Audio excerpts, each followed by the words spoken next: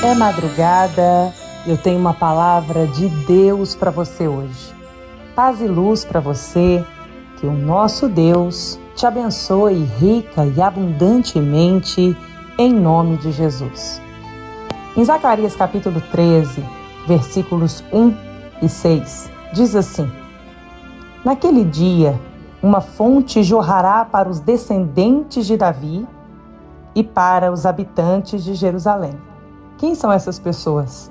Aqueles que são fiéis a Deus. Para que essa fonte vai jorrar? Para purificá-los do pecado e da impureza. Versículo 6 diz assim: Se alguém lhe perguntar que feridas são essas nas suas mãos, ele responderá: Fui ferido na casa de meus amigos. Olha que coisa forte o profeta fala sobre ser ferido na casa daqueles aos quais você depositou confiança, amor, amizade, confiou seus dias, então confiou sua vida. E você recebeu feridas no seu corpo. E essa fonte a jorrar, é claro, toda vida depois de Jesus vem dele. Ele é a fonte inesgotável. Quando a gente vê o encontro de Jesus com a mulher samaritana, lá no poço de Jacó, ele pede para ela água. Aí ela fala assim: como que você, judeu, está conversando com uma samaritana e me pede água? Aí Jesus fala: se você soubesse quem eu sou, você é quem me pediria água e eu te daria água viva que geraria dentro de você uma fonte a jorrar e nunca mais você teria sede. Jesus é a fonte de toda vida, de toda cura, de todo poder, de toda libertação, de tudo que a gente precisa. E uma pessoa outro dia perguntou para o meu filho Davi, no Instagram dele, por que se a gente tem uma oração tão poderosa para curar as pessoas, um Monte Manaim tão forte para curar as pessoas, a gente não vai para o hospital e cura todo mundo e fecha os hospitais, já que a gente tem poder para curar todas as pessoas? Olha o nível de ignorância dessa pessoa e ainda mais, né? O nível de crueldade tentar agredir um menino de 11 anos que está evangelizando através da sua rede social. Só que o meu filho Davi, ele é bem preparado para a batalha espiritual. E logo ele discerniu que ali era uma batalha espiritual. E ele já correu e falou para mim: mãe, tá vendo como eles perseguem Cristo? Porque o problema dessa pessoa não é comigo. É com a mensagem que eu carrego de cura, libertação, milagre, poder que só Jesus pode dar a alguém. E por que a gente não vai mesmo no hospital, curar todo mundo, libertar todo mundo e não precisar que ninguém sofra? Primeiro porque não é a gente que cura. A gente ora e conhece o caminho de conduzir a pessoa para o milagre, que é o sacrifício que gera milagre. A gente conhece as escrituras sagradas e sabe que aquele que vai a Jesus de coração rendido e coloca Ele como Senhor, não apenas o chama de Senhor, mas coloca Ele como Senhor da sua vida, acima de tudo, inclusive dos seus recursos, de todas as possibilidades de solução do seu problema, coloca Ele acima como o Senhor. Então, a gente conduz a pessoa ao milagre, porque a gente não tem poder de curar ninguém, de libertar ninguém, só Jesus. E o Monte Manaim é o lugar dos grandes milagres de Deus. É o lugar dos grandes milagres de Deus. A gente não leva o Manaim para a pessoa vem até o Monte Manaim. E Jesus, ele deu vários exemplos disso. Quando ele disse: vá até o Rio Jordão e se lave para você ser curado. E acontecia quando a pessoa obedecia e fazia aquilo que Jesus ordenava fazer. É o que acontece no Rio Sagrado, no Monte Manaim. São milhares de testemunhos de pessoas que vão para o Monte Manaim para fazer os 7 mergulhos no Rio Sagrado. E são curadas das mais diversas enfermidades, por causa do poder da fé e da obediência em cima da palavra do profeta de Deus, um profeta verdadeiro de Deus, baseado nas Sagradas Escrituras. A fonte de Ana é uma fonte a jorrar no Monte Manaim. E Ana, quem foi Ana? Ana se tornou uma mulher assim, referência de fé para toda a humanidade, porque ela era estéril.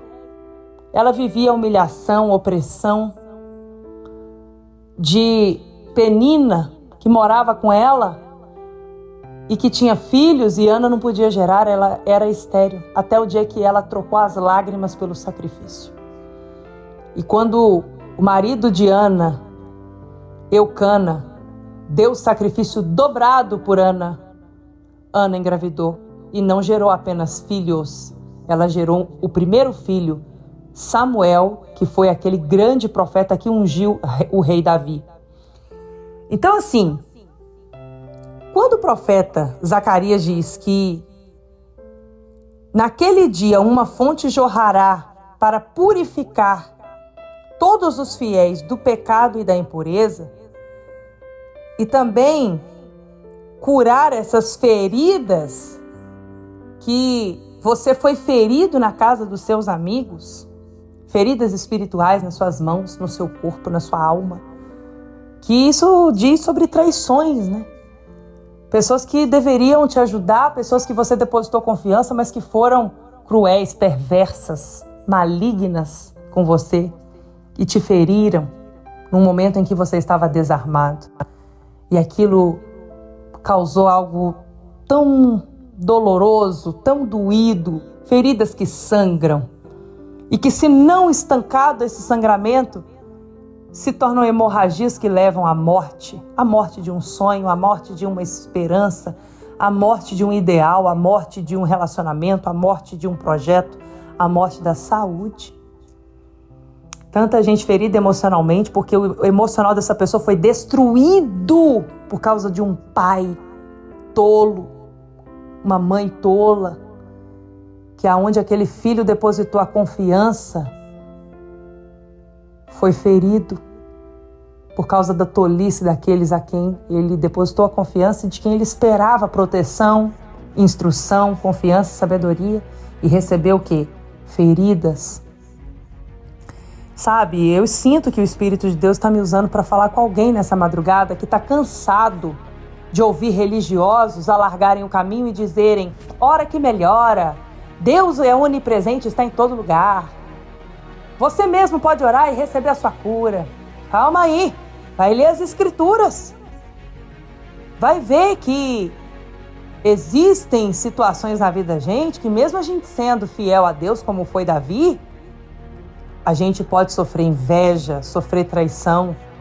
Davi disse: o meu amigo íntimo, que ia comigo para a casa de Deus, foi quem me invejou e me traiu.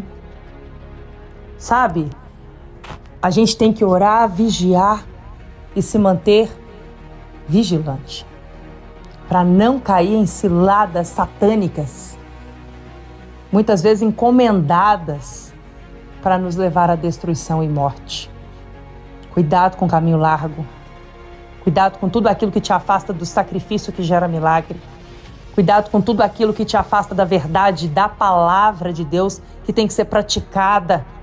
Cuidado para você não se tornar mais um desses crentes que tem por aí aos montes, que pincela a Bíblia e só pratica as partes fáceis, e as partes difíceis dizem que a hipergraça te permite pecar, desobedecer a Deus, e Deus é tão bom que Ele vai te perdoar e nada vai te acontecer. Deus é bom, Deus não é tolo. Deus é bom, mas Deus não aceita ser feito de bobo. Pense nisso. Tem gente que nunca leu na Bíblia aquele versículo que diz que de Deus não se zomba. Tudo que o homem semear, certamente ele vai colher. Você que anda aí semeando na carne, querendo fazer matemáticas e impor para Deus como que Deus deve curar, que Deus ele tem que curar todas as pessoas, que Deus tem que fazer isso, tem que fazer aquilo outro, você está semeando na carne, você está querendo mandar em Deus, você está querendo ensinar Deus como ser o Senhor. Não tem humildade no seu coração, tem arrogância, tem soberba, e para o soberbo, o destino dele é a queda, é a ruína, é a destruição. Mas a palavra de Deus diz que aquele que semeia no Espírito, com coração puro, com inteireza de ação, com verdade, com obediência ao Deus vivo, esse sim vai colher vida eterna. Então, há uma fonte a jorrar. Há um poder de Deus vindo em direção a todo aquele que crê, capaz de purificar, capaz de trazer força e cura e libertação e refrigério para a alma e curar feridas que na casa dos amigos foram feitas. Feridas que foram abertas por pessoas que você jamais esperava o que elas fizeram. E elas fizeram. E isso te doeu profundamente. E Deus está pronto a curar. Há uma grande expectativa de fé para agora, dia 1º de junho, nós estarmos no Monte Manaim. Vamos passar pela fonte de Ana, receber a água da fonte de Ana, fazer os 7 mergulhos no Rio Sagrado, abrir, os 7 mergulhos no Rio Sagrado. Vamos fazer as danças proféticas, como fez Miriam na abertura do Mar Vermelho, possuir aquilo que a gente está indo buscar de Deus no Monte Manaim. E terão também atos proféticos mais intensos e específicos, como a troca de raízes, que troca a seiva da sua vida, aquilo que vem de dentro para fora e que impacta seus frutos, seus resultados. Tanta coisa forte vai acontecer no Monte Manaim, quebra de demanda, quebra de maldição. E tem muita gente sofrendo por falta de conhecimento espiritual. Então eu quero que você reflita na sua vida, até quanto mais você aguenta sofrer, até quanto mais você aguenta olhar para suas mãos e ver elas feridas, e porque foram feridas na casa dos seus amigos, e não indo atrás da cura, e não indo atrás dessa libertação que você precisa, de estancar esse sangue que está aí jorrando, essa hemorragia que está causando tanta fraqueza, tanto sofrimento, tanta dor. Pense nisso. Deus não quer te ver assim, mas Ele não vai te obrigar a receber a cura, a receber a libertação, a receber o milagre que você precisa. Deus não vai correr atrás de você. Lembra do filho pródigo? Ele fica te esperando, de braços abertos, prontos para te celebrar, para cuidar de você, trocar sua roupa, colocar uma roupa de príncipe, te tratar com honras, te dar o alimento que você precisa e, mais do que isso, o alimento que o pai rico tem prazer em oferecer para o filho que voltou e que não merece. Mas se você não merece, eu também não mereço, porque todos nós somos pecadores. A graça de Deus é suficiente e é maravilhosa, porque a graça de Jesus na nossa vida significa que Ele quer fazer por nós, mesmo que nós não mereçamos.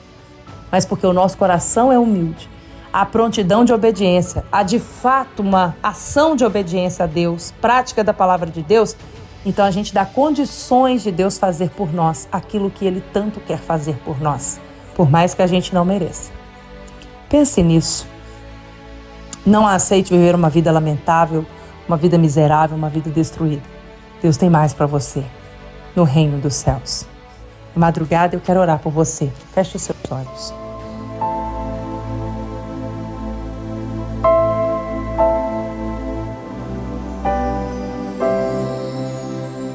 Senhor, meu Deus e meu Pai Todo-Poderoso, eu te agradeço por mais um dia que o Senhor nos dá, essa oportunidade gloriosa de vivermos pela fé, de meditarmos na Tua Palavra e aprendermos tanto com o direcionamento e a revelação do Teu Espírito Santo sobre nós.